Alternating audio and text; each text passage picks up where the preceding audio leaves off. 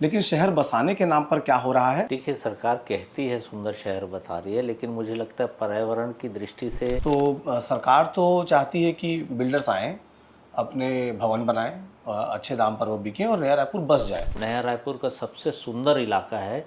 जो prima facie है कि तालाब के जो ठीक बॉर्डर में अगर बड़े-बड़े बिल्डिंग होंगे, मल्टी स्टोरीज़ होंगे। रायपुर शहर के दूसरे तालाबों के साथ हो रहा है। रायपुर के बूढ़ा तालाब के बारे में कहा जाता है कि वो एक नालियों का कुंड बन के रह गया है। पर्यावरण प्रदूषण में जल का बहुत बड़ा रोल है। मुझे लगता है कि भविष्य अपने बच्चों का सुरक्षित रखना है। रायपुर के बूढ़ा तालाब के बारे में कहा जाता है कि वो एक नालियों का कुंड बन के रह गया है। तो सीजी बॉक्स चैनल तुमने देखा था, मोर नाम देवेश तिवारी है। ये चैनल ला सब्सक्राइब कर लेवा, बहुत मया मिला से तुमन के, बहुत जल्दी जल्दी हम आगू बढ़ाथन। यूट्यूब में देखा सब्सक्राइब कर लेवा, बोले बिना तुमन करबो नहीं करा तेकर से तेरा मतलब कहे पर थे।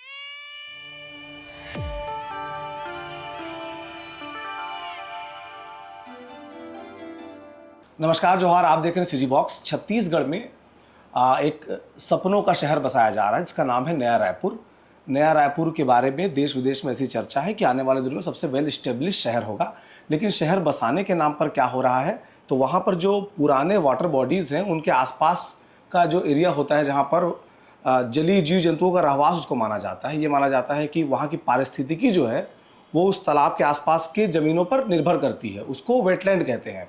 तो आज राकेश भैया की ओर से एक समाचार सुनाई पड़ा, तो हमने कहा उनसे बातचीत की जाए। भैया, किस बात को लेकर आपत्ति है? सरकार तो बहुत सुंदर शहर बसा रही है। देखिए, सरकार कहती है सुंदर शहर बसा रही है, लेकिन मुझे लगता है पर्यावरण की दृष्टि से जितना संतुलन नया रायपुर में होना चाहिए उसको बिगाड़ने की तो कहीं ना कहीं कोशिश हो रही है, मेरा ऐसा मानना है। हमने जो पत्र लिखा है उसमें ये कहा गया है कि जो झांझ जलाशय है उसके आसपास की ज़मीन बड़े बिल्डरों को या पर्यावरण संतुलन न रखने की दृष्टि से ज़मीन दी जा रही है। वहाँ पर स्थायी निर्माण कार्य होने को हैं, इसके लिए टेंडर जारी किए हैं, जो सुप्रीम कोर्ट के आदेशों का उल्लंघन है और पर्यावरण संतुलन की स्पिरिट का खुला उल्लंघन है। इसे रोका जाना चाहिए। अ, किस एरिया के पर्टिकुलर आप बात कर रहे हैं? हम लोग के समझने की भाषा में कौन सा एरिया में पड़ता है झांझ जलाशय, और उसके आसपास कौन सा एरिया है, ये बताएंगे? देखिए, झांझ जलाशय एक नया रायपुर के केंद्र में है, जिसके पास में ही मेफेयर रिसॉर्ट बना हुआ है। उसके आसपास की ज़मीन खाली है, जो वहाँ पर पर्यावरण संतुलन की सीएम हाउस दृष्टि। के आसपास है? जी हाँ, सीएम हाउस और मंत्रियों के बंगले के बिल्कुल पास है और मुझे लगता है कि नया रायपुर का सबसे सुंदर इलाका है, जहाँ पर लोग जाना पसंद करते हैं, परिवार के साथ समय बिताना पसंद करते हैं और उसे संरक्षित किया जाना बहुत ज़रूरी है। यदि नया रायपुर को आप पर्यावरण की दृष्टि से बहुत अच्छा रखना चाहते हैं तो। बर्ड वॉचिंग के लिए भी लोग जाते हैं वहाँ पर, और आसपास बिल्डिंग बन जाएंगे अगर तालाब के किनारे।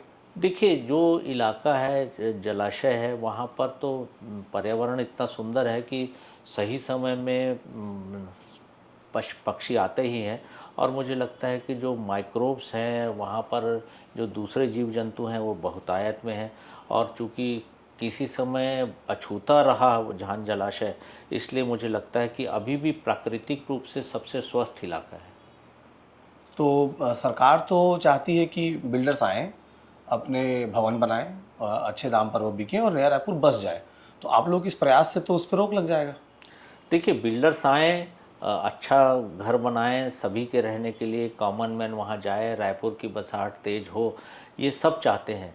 लेकिन पर्यावरण की कीमत में किसी प्रकार की बसाहट हो, इसके हम बहुत विरोधी हैं और मुझे लगता है कि जो नया रायपुर या छत्तीसगढ़ की चाहत रखता है, वो इसका विरोध करेगा, क्योंकि पर्यावरण की दृष्टि से जो पूरे देश में बात हो रही है, वाटर बॉडीज़ को संरक्षित रखने की बात हो रही है, ये इसके लिए टेस्ट केस है कि हम कैसा रायपुर और कैसा छत्तीसगढ़ चाहते हैं।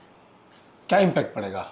क्योंकि आप लोग जब चिट्ठी लिख रहे हैं फिलहाल, आगे आप लोग इसमें और रुख लेंगे, लेकिन अभी जो प्राइमा फेसी है कि तालाब के जो ठीक बॉर्डर में अगर बड़े-बड़े बिल्डिंग होंगे, मल्टी स्टोरीज़ होंगे या बंगलोज़ होंगे बड़े लोगों के, तो उसका इम्पैक्ट क्या पड़ेगा तालाब के ऊपर? देखिए, किसी भी वाटर बॉडी के लिए बहुत ज़रूरी है कि उसका जल भरण क्षेत्र, जहाँ से वाटर रिसोर्स रिचार्ज होता है, उसको हर कीमत पे संरक्षित रहना है, नहीं तो कालांतर में वो वाटर बॉडी धीरे धीरे मरने लगती है, जैसे रायपुर शहर के दूसरे तालाबों के साथ हो रहा है।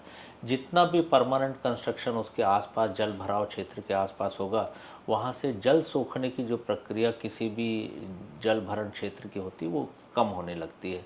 जो ज़मीन चिन्हित की गई है 18 से 20 एकड़ के आसपास की, जो आसपास जल भराव क्षेत्र के आसपास रेस्टोरेंट बनाए जाते हैं, वो कहीं न कहीं वाटर बॉडी की हत्या के लिए जिम्मेदार होते हैं। और मुझे लगता है कि जो चिन्हित की गई हैं क्षेत्र, तो आप लोगों ने तो कुछ ज़मीनें चिन्हित करके अभी निविदा इसकी निकाली जानी है, उसके बारे में सवाल उठाया है।